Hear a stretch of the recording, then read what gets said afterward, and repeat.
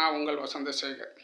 இந்த திருநெல்வேலி பக்கத்தில் பெரிய முத்து ஐயனார் அந்த ஒரு கோயில் இருக்குங்க, காட்டுக்குள்ளே இருக்குது. அது ரொம்ப இந்து அறநிலையத்துறைக்கு ரொம்ப சொந்தமான கோயில். அமாவாசைனா லட்சக்கணக்கான பக்தர்கள் அங்கே வருவாங்க. ஆனால் ஐயனார் இல்லை, அப்புறம் வந்து தரிசனம் மட்டும் நிறைய காணிக்கெல்லாம் செய்வாங்க. ஒன்று பாருங்கள், அந்த சாமிக்கு கொடுத்த அந்த ஐம்பொன்னாலான அந்த தங்கத்தை பூசாரி போட்டிருக்காரு.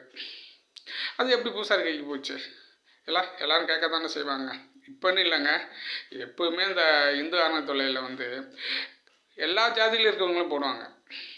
இந்து மதத்தில் இருந்தாங்க அவங்களுக்கெல்லாம் அப்படிலாம் ஒன்றும் கிடையாது. எல்லா மதத்தில் இருக்கிறவங்க போடுவாங்க. சாமியே இல்லாதவங்க அவங்களெல்லாம் போடுவாங்க. எவனோ வந்து நின்றுட்டு இருப்பான், அதுமாரிலாம் பண்ணுவாங்க. இது எப்படி இவருக்கு மட்டும்? அதுவும் அவர் வந்து தைரியமாக போட்டிருக்காரு. அது ஒருத்தர் ஃபோட்டோ எடுத்து போட்டு விட்டார்.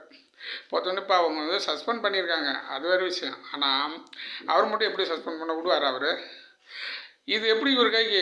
இங்கே பாருங்கள், தங்கம் வந்து எடை போட்டு கணக்கு வச்சு, கணக்கிலே வராது அதுமாரி வச்சுட்ருக்காங்க தங்கத்தை மட்டும். பணம் வந்து இப்படி கணக்கு வரும், சலிப்பாங்க, அந்த கேமராலாம் எடுப்பாங்க. அந்த தங்கம் வந்து எத்தனை கிராம் வந்தது இவங்க எழுதுறது தான் கணக்கு. அது எடை போட்டு காட்டினா கூட இவர் இங்கே எழுதுறது தான் தங்கங்கிறது கணக்கு. எல்லா கோயிலும் இந்து அறநிலையத்துறை கோயிலில் வந்து இந்த தங்கம் பயங்கரமாக திட்டு போகுது. அதில் எந்த ஒரு மாற்றம் கிடையாது. அங்கே இருக்கிறவங்கள போய் விசாரிச்சு பாருங்கள். இதில் எல்லாம் வந்து அந்த தங்கம் எத்தனை காணிக்க கொடுத்தாங்க எந்த பத்திரிக்கை தெரியும்?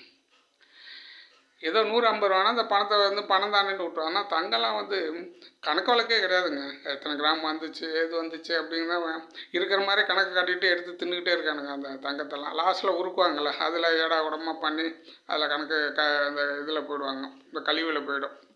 இவ்வளோ திருட்டு நடக்குதுங்க இந்த அறநிலையத்துறையில். நீ பாருங்களேன், அந்த இந்து அறநிலையத்துறையில் இருக்கிற அதிகாரிகள்லாம் பாருங்களேன், சொந்த வீடு வச்சுருப்பானுங்க அங்கேயே. அந்த இடத்துலையே, அந்த கோயிலுக்கு சொந்தமான இடத்துல ஒரு இடத்த வாங்கி வச்சுருவானுங்க. அப்படின்னா இங்கே வாங்கி அதை விற்றுவிட்டு வேறு எங்கேயாவது ஒரு வீடு வாங்கி வச்சுக்குவாங்க. அப்படி கொள்ளையடிக்கப்படுதுங்க இந்த இந்து அறநிலையத்துறை. பாருங்க, அந்த ஐயனார் கோயில் இப்போ வந்து இது மாதிரி பண்ணியிருக்காங்க. இவர் போனார், அப்புறம் என்னன்னு தெரியல, கட்டுப்படுத்திட்டாங்களே என்னன்னு தெரியல, ரொம்ப ஸ்பீடாக போயிட்டு இருந்தார் இந்த அறநிலையத்துறை அமைச்சர் ரமேஷ் அவர்கள். இப்போ பார்த்தா ஒன்றுமே காணும், அப்படியே ஆஃப் பண்ணி வச்சுட்டாங்க. ஒருவேளை சட்டசபையில் நடக்கிறதுனால அதுக்காக போகலையே என்னன்னு தெரியல. இது போய் அங்கெல்லாம் பாருங்கள், இன்னும் நிறைய இடங்கள்லாம் பாருங்கள்.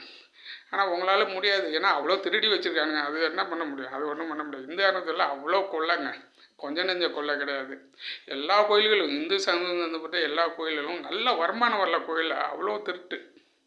அதை தங்கம்லாம் வந்து தங்கம் வெள்ளி அதெல்லாம் வந்து கணக்கு வழக்கே கிடையாது. இவனுங்க எழுதி வைக்கிறது தான். இந்த அதிகாரிகள் என்ன எழுதி வைக்கிறாங்களோ அதுதான். அது கூட அங்கேயும் இருக்கிறவங்க இன்னும் தின்னுட்டு தாங்க இருப்பாங்க. இதெல்லாம் என்றைக்கே ஒரு நாள் கண்டிப்பாக அதுக்கு ஒரு முடிவு வரும். உங்களுக்கே தெரியும், சிவன் சொத்து குலநாசன்ட்டு. சாமி சொத்தை வாங்கி தின்னவன் ஏன் நல்லா இருக்க போனான்? கண்டிப்பாக இருக்க முடியாது. இப்போதைக்கு நல்லா இருக்கலாம், அவ்வளோதான். இது எப்படியும் இந்த இந்து அறநிலையத்துறை அமைச்சர் மறுபடியும் அங்கங்கே ரைடு போகணும். போய் இதெல்லாம் வந்து ஓரளவுக்கு சரி செஞ்சுங்க. உங்களால் முடிஞ்ச அளவுக்கு என்ன சரி செய்ய முடியுமோ பண்ணுங்க, அவ்வளோதான் முடியும், வேறு என்ன இல்லை. அது இதுலேயே ஏகப்பட்ட பிரச்சனை இருக்கும். இவ்வளோ பிரச்சனையும் தாண்டிட்டு தான் போயாகணும். போகக்கூடாதுமாங்க, அங்கே ஏகப்பட்ட கட்சிக்காரனை எதாவது பண்ணி வச்சுருப்பான். இப்போ இவங்க பண்ணாங்களா என்னன்னு தெரியாது, ஏற்கனவே ஏகப்பட்ட பண்ணி வச்சுருக்காங்க. அங்கே இருக்கிற இடத்தெல்லாம் போட்டு பிளாட் போட்டு எல்லாம் விற்றுருப்பானுங்க. அதெல்லாம் நோண்ட பயங்கரமாக வரும். ஒவ்வொரு இந்து அறநிலையத்துறை கோயிலும் அங்கங்கே சொத்துக்கள்லாம் போய் பார்த்தீங்கன்னா நிறைய சூறையாடப்பட்டிருக்கு. சொந்த பேரில் எழுதி வச்சுக்குவாங்க அந்த கோயில் நிலத்தை. அது வந்து செல்லாதுன்னு கூட தெரியாது.